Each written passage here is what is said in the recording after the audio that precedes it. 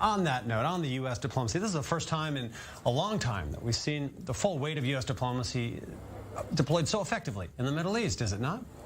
Yes, David, and we have to give the kudos to President Trump and his administration because he has changed the paradigm. If all his predecessors, 5 successive presidents of the United States have tried a one way to achieve peace, and their tactic or strategy was inside out. First of all, let's solve the problem between Israel and the Palestinians and then bring the rest of the Arab world.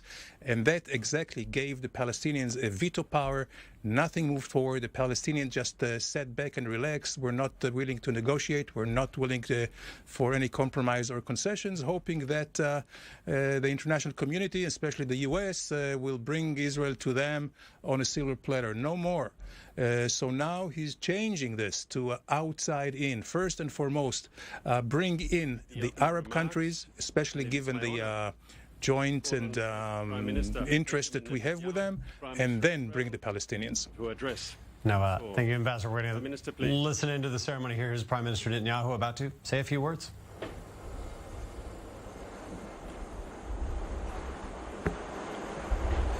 Minister of State for Financial Affairs, Al-Taya, Minister of the Economy, Al-Mari, the Assistant Minister of Culture and Public Diplomacy, Al-Mari, Undersecretary of Administration for the Finance, Al-Khoui, and the entire Emirati delegation. On behalf of myself, Minister Ashkenazi, all the Israeli delegation, welcome to Israel. Treasury Secretary Mnuchin, CEO of International Development Finance Corporation, Adam Boehler, Ambassador Friedman, Special Representative Berkowitz, and the entire American delegation, welcome back to Israel. My staff wrote me some lines. They started by saying, today we are literally witnessing history in the making. And I said, absolutely not. Today we are making history. We are making history in a way that will stand for generations. This is the first ever official visit from the United Arab Emirates to Israel. This is the first time since the signing of the historic agreement in the White House that the government of Israel and the UAE will be signing concrete, practical agreements of cooperation. We are signing 4 agreements that will make a tangible difference for our peoples. The first is to provide for the protection of investments, to create an economic environment that will benefit all our people, all our entrepreneurs, and there are many, many talented entrepreneurs, and this will benefit peace, obviously. The second is an agreement of cooperation in science and technology to ensure that both our countries can embrace the hope and opportunities of the future, the ever-changing technology that benefits health, clean environment, safe environment. All these things that our people desperately want and deserve, they will get from this cooperation. Third, we're facilitating civil aviation. We're connecting Israel and the UAE through multiple direct flights, and Israelis will be able to go to many destinations beyond that, to the east in Asia. And fourth, we're exempting our nationals from visas, and this will offer a huge boost for business, tourism, people-to-people contacts. I have to say, as I just said on the receiving line, that the enthusiasm for this peace agreement among our peoples is enormous. It's real, it's broad, it's deep, and it reflects the potential that is being realized today. I was on a boat yesterday that came from a ship that came from Abu Dhabi with goods, washing machines. It's going to lower the cost of goods, the cost of living for Israel, and the mutual trade and the exchange of goods, services, technology, knowledge will benefit immeasurably not only our 2 countries, but the Middle East as a whole. I think that the visit of such a high-level delegation from the UAE and the agreements that we are about to sign will show our peoples, the region, and the entire world the benefit of having friendly, peaceful, normal exchanges. I believe that more and more governments across the Middle East understand, as we do here today, that we are so much better off by working together as friends. Ultimately, Jews and Arabs are the descendants of one common ancestor, Avraham, Abraham, Ibrahim, and it is in his name that we have designated this historic peace initiative. In his spirit, we wish to foster a Middle East of coexistence and cooperation, of mutual understanding and mutual respect. Minister Al-Tayr, please convey to a great leader, Crown Prince Mohammed bin Zayed, our deep appreciation and admiration for his groundbreaking leadership. We are working together to change the Middle East for the better. Secretary Mnuchin, please convey to President Trump our deep, deep appreciation for the work that he and the able team represented here have done, along with Jared Kushner. We would not be here today without America's support. Once again, I welcome all our guests from the United Arab Emirates and from the United States. We shall remember this day a glorious day of peace. And now permit me to say a few words in Hebrew. אני מבקש לברך את מכובדנו, שרי ממשלת האיחוד האמירויות וחברי המשלחת החשובה מארצות הברית. ברוכים הבאים לישראל. Welcome to Israel. זהו יום חגיגי והיסטורי, יום שבו אנחנו יוצקים תוכן ממשי בהסכם השלום עליו חתמנו בחודש שעבר בוושינגטון. השלום הזה לא נשאר על הנייר. אנחנו מקדמים אותו בתנופה. Prime Minister Benjamin Netanyahu now delivering a few words in Hebrew. It's like echoing his sentiments that he just expressed in English here on the tarmac to begin the formal ceremony welcoming this first of what may be many peace delegations coming from the United Arab Emirates.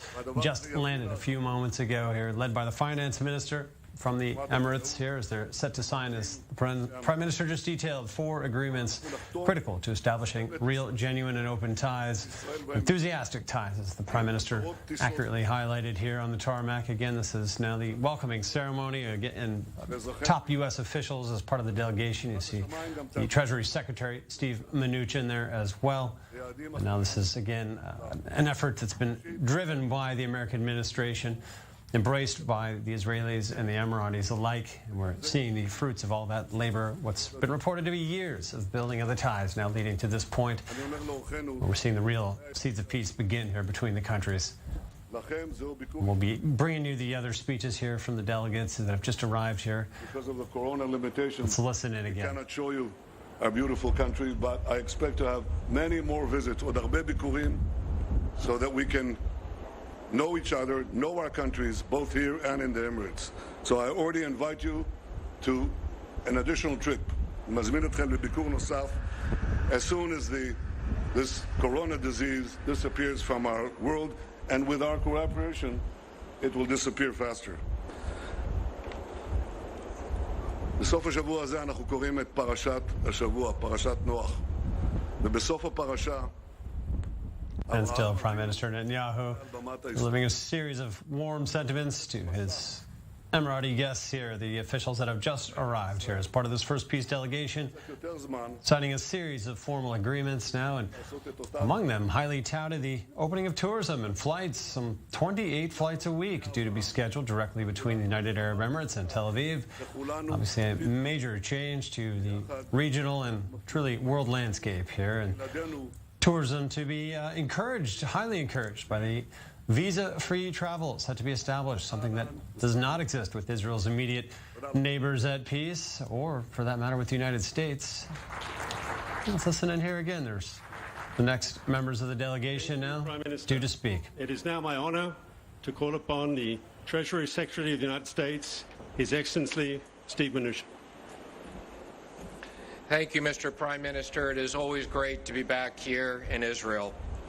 I'm honored to represent President Trump and be here with the U.S. delegation at this momentous occasion. Yesterday, I participated in the first Abraham Accords Business Summit in Abu Dhabi, bringing together business leaders to discuss a vast array of opportunities. This morning, I flew on the first commercial flight from UAE to Israel. What a historic occasion. The Abraham Accords established direct economic ties between two of the Middle East's most thriving and advanced economies. These ties create a tremendous foundation for economic growth, opportunity, innovation, and prosperity. With greater economic prosperity comes stronger security. Along with the United States, Israel and the UAE share a similar outlook regarding threats and opportunities in the region. I'd like to thank President Trump, His Highness Sheikh Mohammed bin Zayed, and Prime Minister Netanyahu for their bold leadership that brings us all together today. Thank you very much.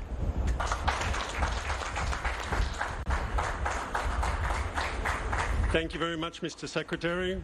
It is now my honor to call to the podium His Excellency Obeid Humeid Al-Tayar, Minister of State for Financial Affairs of the United Arab Emirates. Assalamu alaikum.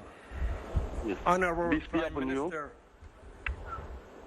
I am here today. Honorable Secretary Mnuchin, Excellency Ashkenazi, Excellencies, ladies and gentlemen, it's my sincere honor to stand before you today to lead the United Arab Emirates' first official delegation to the State of Israel, for what I know will be an informative and productive visit to deepen the bilateral understanding and capitalizing on both countries' leadership and great opportunities ahead of us.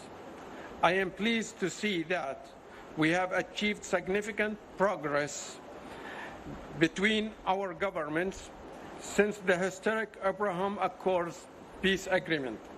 The UAE will continue to be a regional leader in terms of economic reforms, openness and international trade, political stability, and peacemaking. The economic cooperation in finance and investment between the UAE and Israel will be realized after signing today the agreement for the promotion and protection of investment, which was initiated, which was initial on October 15th after 4 days of discussions through video conferencing. I am also glad to announce that we will sign the Mutual Economic Cooperation Memorandum of Understanding between the UAE and Israel. Also, we are looking forward to conclude the double taxation agreement. Our team is ready to continue the dialogue on financial relations front to achieve mutual advantage to our countries. As you know, the UAE has a leading position in MENA in terms of institutional support and funding system directed by National Innovation Strategy, focused on support to diversify the economy, and such the ecosystem is developing into an integrated network of support services. Positive effects are observable in venture deals, with the UAE accounting for 51% of total venture funding in the MENA region, of which fintech accounts for 27% of deals. UAE has ranked the highest in the region in both World Bank and IMD global indices in human capital, government expenditure efficiency, economic performance, business efficiency and infrastructure, labor market, and others. UAE being the biggest in the region in banking assets in excess of $1 trillion, we have also great achievements in the field of financial technology, starting from establishing the Dubai International Financial Center's FinTech Hive to Abu Dhabi Global Markets Reg Lab and Regulatory Sandbox, and most recently the Central Bank's FinTech Office, and development of an interbank digital currency, and finally the Ministry of Finance e-Dirham project for digital payment. The UAE has been working with the G20 and the FSB on guiding the efforts in relation to, one, developing a globally agreed on definition of our stable coins arrangements, and two, the design principle for successful stable coins monitoring framework. We are committed to support legal framework for the movement of people and goods and for fostering a continuous business-friendly environment between the UAE and the State of Israel to achieve prosperity for both our economies and our people. Thank you. It has been a pleasure being with you all today. We look forward to welcoming you to the UAE in the near future. Thank you very much. Thank you, Excellency. It is now my honor to call upon Adam Bowler, the CEO of the U.S. International Development Finance Corporation.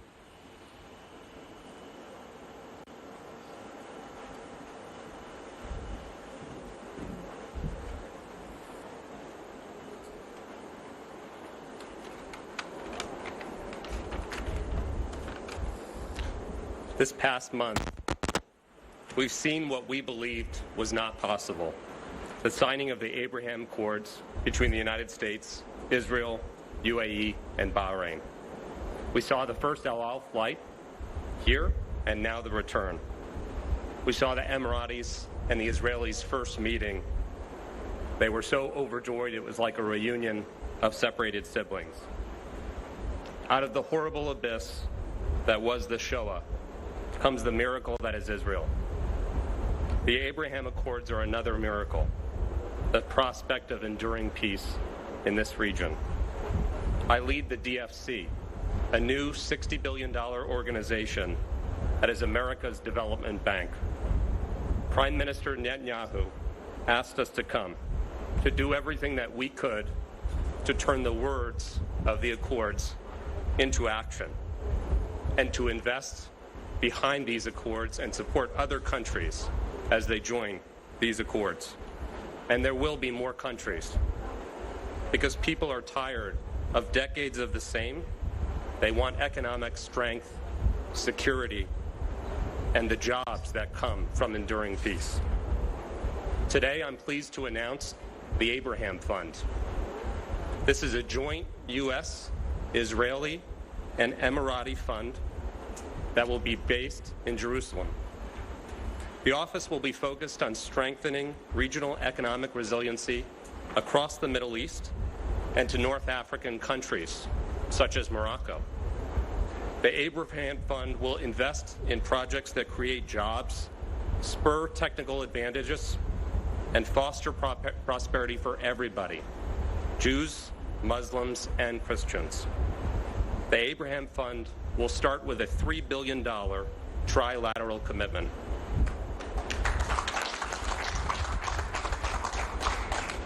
We will welcome the participation of other countries as well in time in our pursuit of peace and prosperity.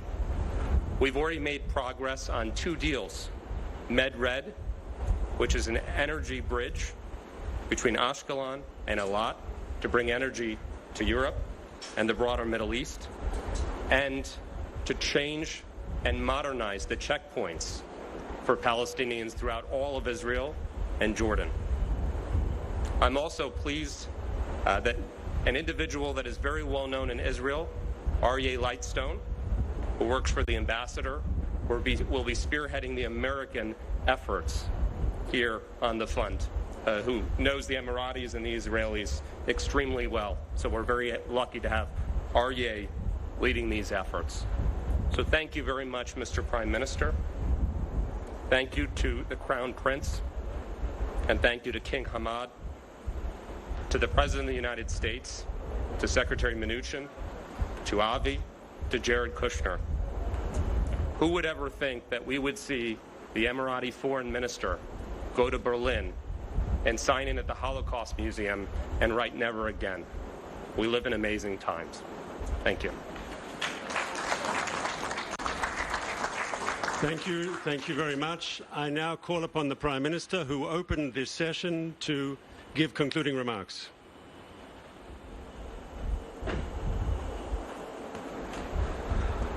Thank you, Adam Bowler, for this wonderful news. The Abraham Fund investment will go a long way to boost even further the historic change that we're doing. This is an investment in infrastructure. It's really an investment in the future and in many, many projects. A word about the future.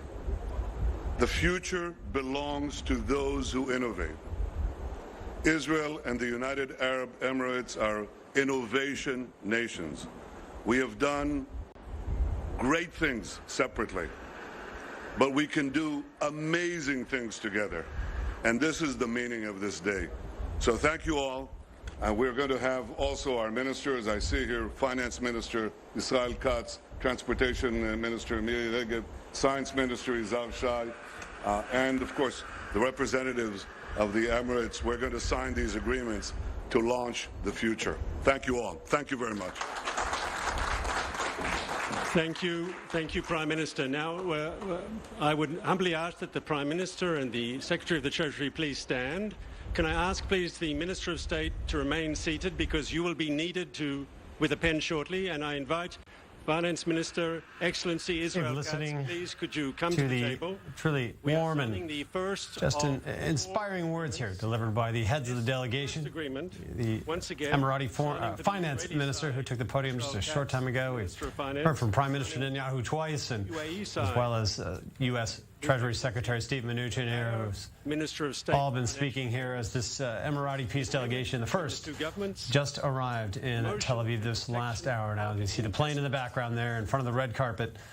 Truly historic moment here, and now agreements and documents already being placed in front of the officials here at the tables.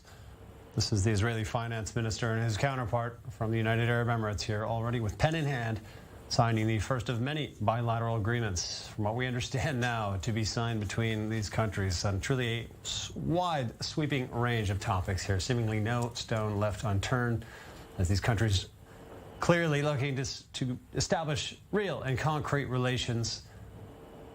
As we're looking in on this here, we're still in the studio here with Ruth Wasserman Land here, and I know, Ruth, we both got emotional hearing the words of the Emirati Finance Minister here. This is surreal and speaks to the truly concrete details that they've hashed out already.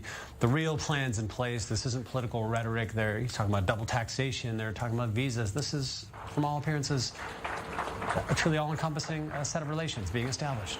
This is something that has been very, very thoroughly thought out.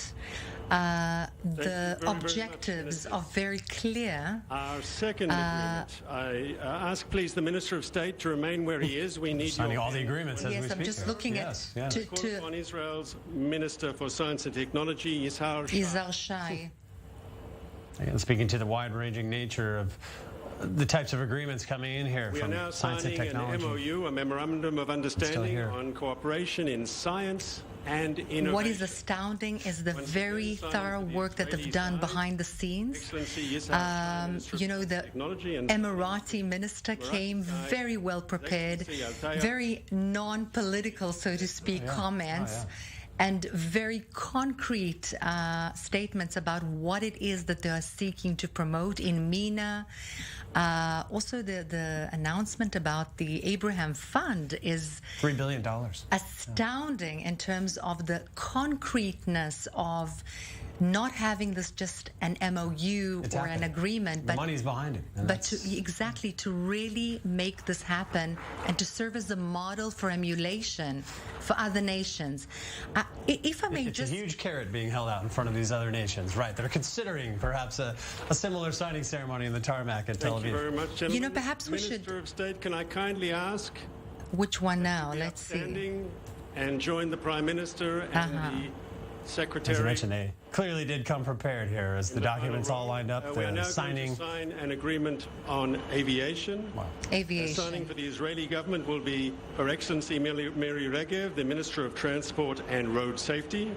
And signing for the UAE government, His Excellency Abdullah bin Taouk Al Mari, the Minister of Economy.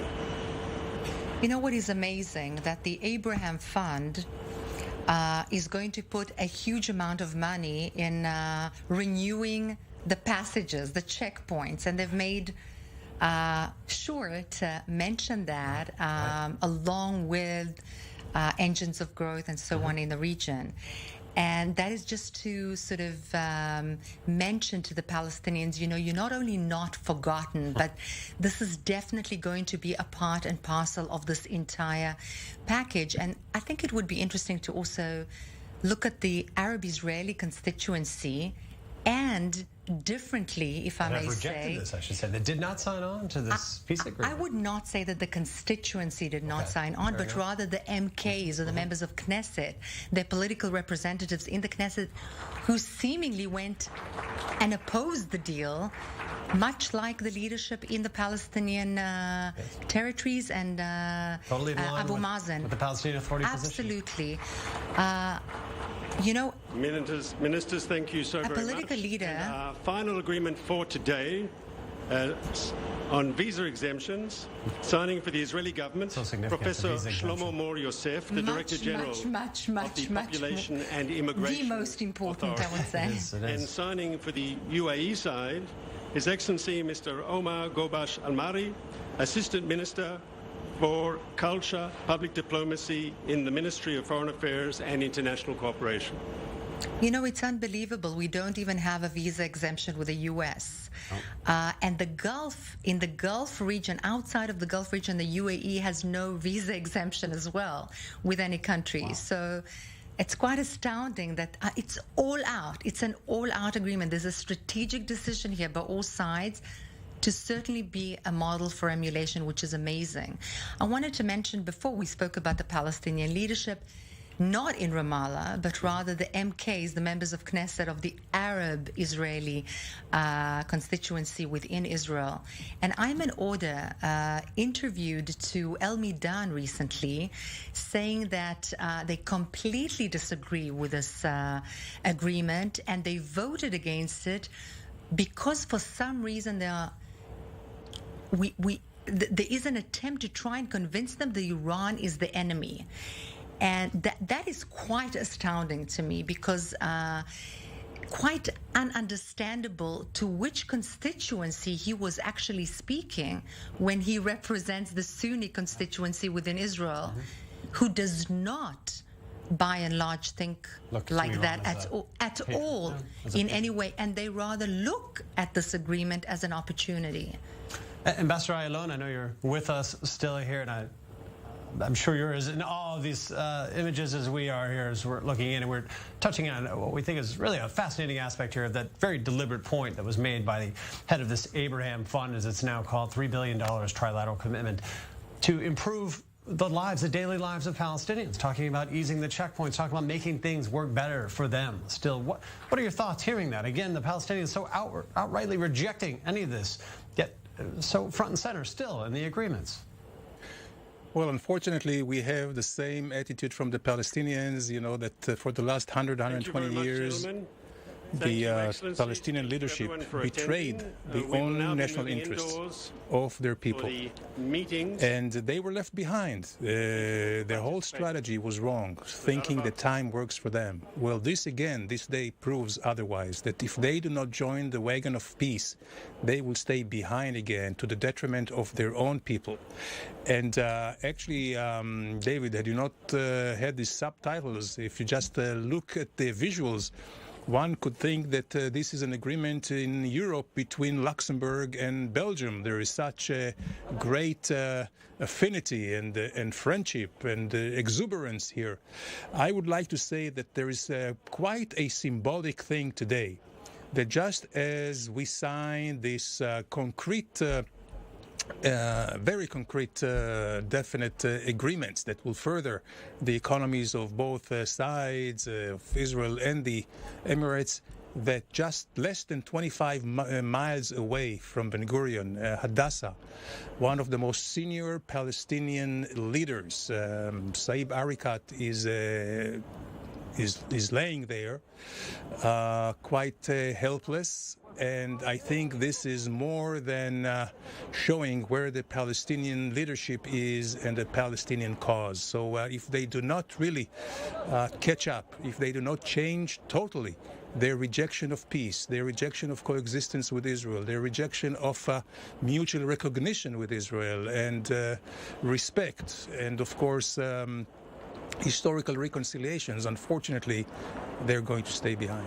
You mentioned the warm nature of this, the images we're seeing at this moment live from the tarmac in Tel Aviv here. So just standing in stark difference to, for example, Arafat ringing the limp hand of Rabin at the Oslo signing here. This is not that situation, obviously, as we see truly the warm embrace from both sides here. And our correspondent, Roxanne Ronell, is at the airport today covering the landing, the ceremony, everything so closely here. Roxanne, if we have you with us here. Now we're seeing what appears to be the conclusion of a highly prepared and orchestrated ceremony here as all this delegation emerged from the plane, not wasting any time, getting right down to business here, speaking to the volume of work done up to this point to put these papers in front of the ministers. What else happens today, Roxanne? Well,